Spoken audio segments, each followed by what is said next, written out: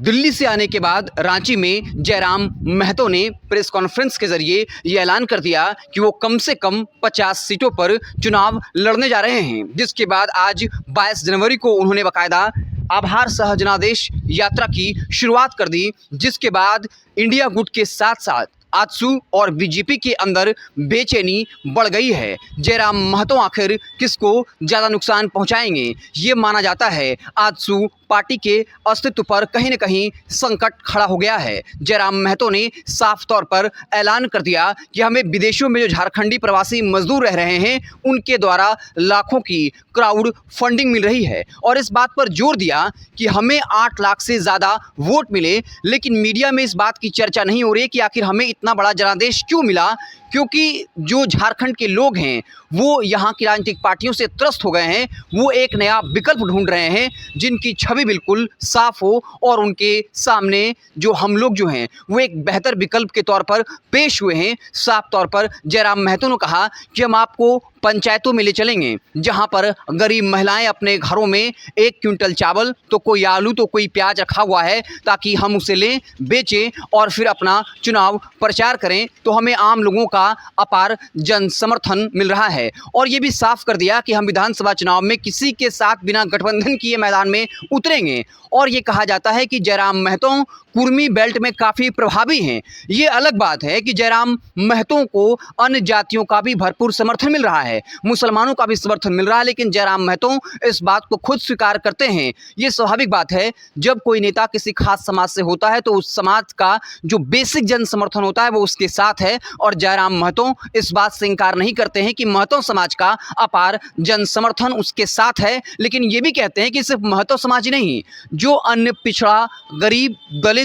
और आदिवासी समाज है वो भी हमारे साथ है, नहीं तो हमें इतने बड़ी संख्या में वोट नहीं मिलता। जिस तरीके से जयराम महतो ने गिरिडीह से 3.5 लाख से ज़्यादा वोट लाए, जहां सीधा मुकाबला इंडिया और एनडीए में था, और वो भी तब जब ये राष्ट्रीय चुनाव था। जब विधानसभा का चुनाव होगा तब जयराम का ये दावा है, इससे बड़ा अपार जन समर्थन हमें मिलेगा। और ख़ास करके जयराम महतो के बढ़ती सक्रियता से आजसू पार्टी परेशान है, क्योंकि आजसू पार्टी जो है वो महतो वोट बैंक पर दावा करती थी, लेकिन जयराम महतो का पिछले कुछ दिनों में जिस तरीके से राजनीति में उभार हुआ है, इससे कोई इंकार नहीं कर सकता कि महतो समाज जो है वो अपने सबसे बड़े नेता उभरते हुए जयराम के साथ जाने से कोई गुरेज नहीं करेगी। तो कुल मिलाकर एनडीए के अंदर इस बात को लेकर खलबली मची हुई है।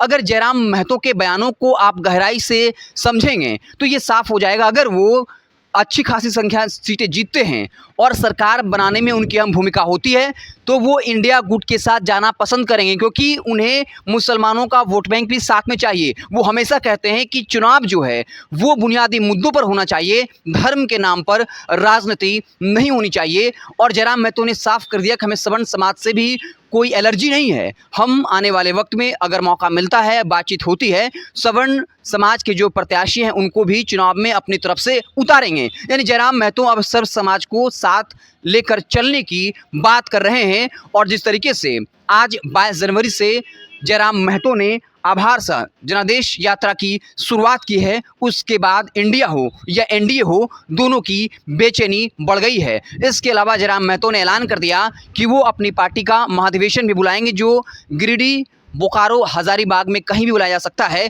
उसके बाद किस तरीके से चुनाव लड़ना है, रणनीति क्या होगी, इसको अमली जामा पहनाया जाएगा। तो कहीं न कहीं जयराम महतो जिस तरीके से झारखंड की राजनीति में एक्टिव हो गए हैं, सक्रिय हो गए हैं, चुनाव होने में 5 महीने का वक्त है, लेकिन जयराम महतो पूरी तरीके से अब ग्राउंड पर सक्रिय हो गए हैं। जिसके बाद आजसू पार्टी की चिंता सबसे ज़्यादा बढ़ी हुई, क्योंकि सबसे ज़्यादा नुकसान जो है वो आजसू पार्टी को होगा जितना ही जयराम महतो का कद बढ़ेगा। आपको क्या लगता है, कमेंट बॉक्स में ज़रूर बताइएगा। बहुत बहुत धन्यवाद।